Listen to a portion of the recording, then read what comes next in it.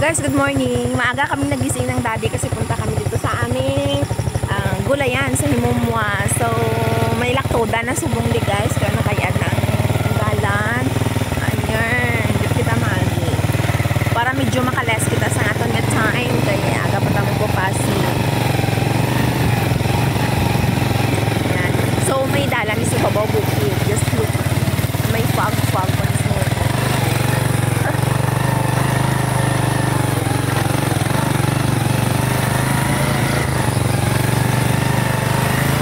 medyo mahirap ang doon. So, pero bambang sa atong grupo. Kunting pabingis na ganyan. Nagdag kita dito.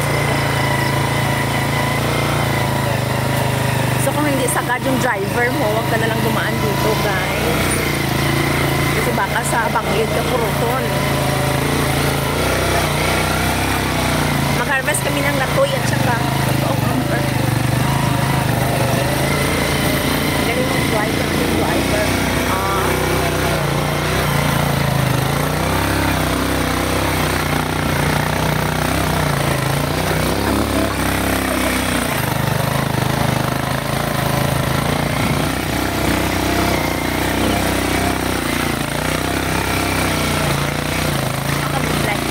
Kara ipit ang akong nga liso-liso dire.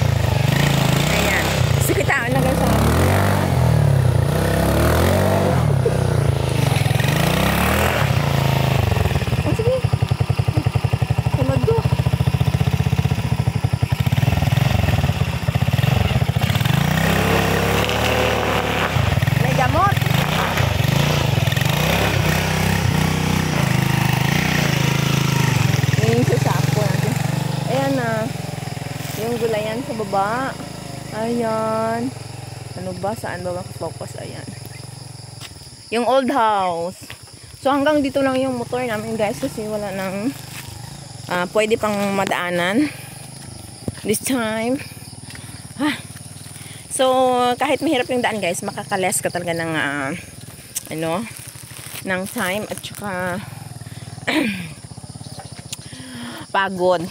Pero importante, magaling kang mag-drive kasi pag hindi ka magaling mag-drive, for the canal ang inyo nga, tupan for the banglid, for the ligid, o diba?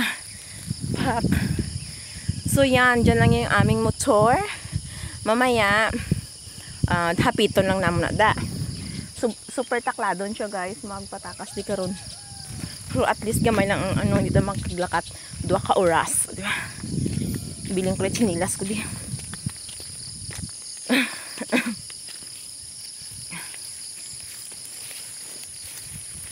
Hindi na dalan.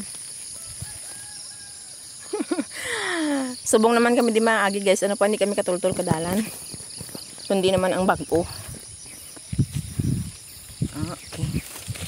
Ayan. Kita niyo yung mga dinaanan namin guys. Sobrang banglid. Bilan sinilas mo. Kasi banglid siya guys. May mga tanom ganit diri nga squash. Diri ka maagi. Butlog kayam.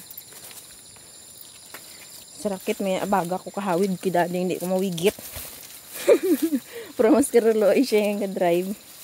Sabad ko book guys, nabili na ako ng pusikat.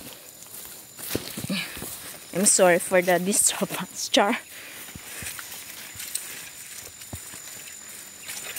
Hindi gaano kaganda yung daanan guys kasi nga minsan lang kami dumadaan dito. Yan. Mas prefer namin yung maglakad-lakad ka doon basta yung time mo is hindi limited. Kaso magpapasi kami ng daddy, dalhin namin yung veggies ng kuya. Yan, ibenta namin. Ayan guys, bababa na kami yan. Yung pipino. Ayan. At saka mga latoy. Garutot mo ng Queen of the Farm. Saka budla isang dalam.